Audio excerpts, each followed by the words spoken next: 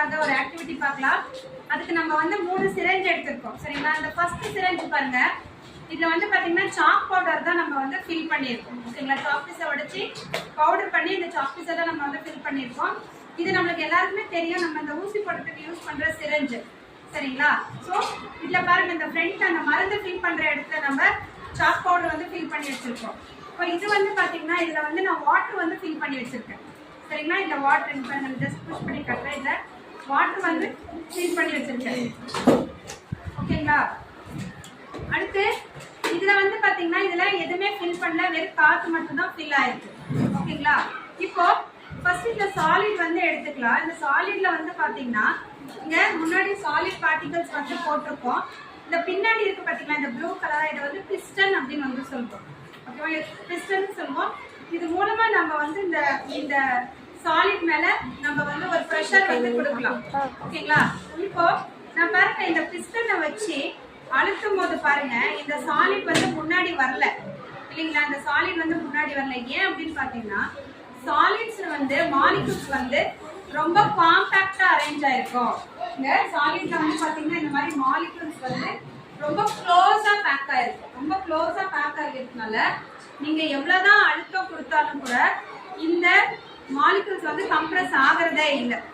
இப்போ நம்ம வந்து ஸ்ப்ரிங் பார்த்திருப்போம் இல்லையா? நிறைய இந்த ஃபோன்லலாம் நிறைய நம்ம பேனலெல்லாம் பார்த்தீங்கன்னா குட்டியா ஸ்ப்ரிங் இருக்கும் இல்லையா? அந்த ஸ்ப்ரிங் அழுத்தினோம்னா அது வந்து கம்ப்ரஸ் ஆகும் இல்லையா? சுருங்கும்.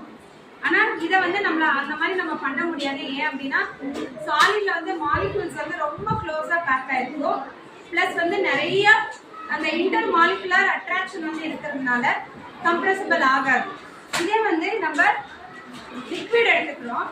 லிக்விட்ல வந்து பாத்தீங்கன்னா நம்ம வந்து இது மேல பிரஷர் போட்டோம் அப்படின்னா ஓரளவுக்கு இதெல்லாம் கம்ப்ரெஸ் பண்ண முடியும். ஏன் அப்படின்னு வந்து பாத்தீங்கன்னா இந்த லிக்விட் மாலிகூல்ஸ்க்கு நடுவுல கொஞ்சம் கேப்ஸ் இருக்கு. ஓகேவா? அதனால லிக்விட்ஸ் ஆர் லெஸ் கம்ப்ரெசிபிள் அப்படின்னு சொல்லுவோம்.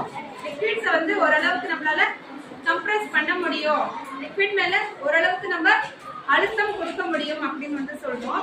மூணாவது வந்து பாத்தீங்கன்னா கேஸ்.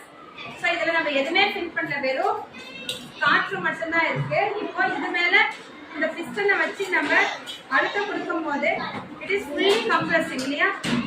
ஸோ நம்ம என்ன சொல்றோம் அப்படின்னா இங்க கேஷியஸ் மாலிகூல்ஸ் பாத்தீங்கன்னா ரொம்ப தூரமா இருக்கும். இந்த மாலிகூல்ஸ்க்கும் நடுவில் நிறைய கேப் இருக்கும். அதனால கேஸ் மாலிகூல்ஸ் நம்மளால ஈஸியா கம்ப்ரெஸ் பண்ண முடியும். சரிங்களா? ஸோ கேஸ் மாலிகூல் மேல நம்மளால ஒரு ப்ரெஷரை வந்து கொடுக்க முடியும், அழுத்தத்தை கொடுக்க முடியும். சாலிட்ல முடியாது, லிக்விட்ல கொஞ்சம் கம்மி, கேஸ் மாலிகூல்ஸ்ல கொடுக்க முடியும். சரிங்களா? தேங்க்யூ.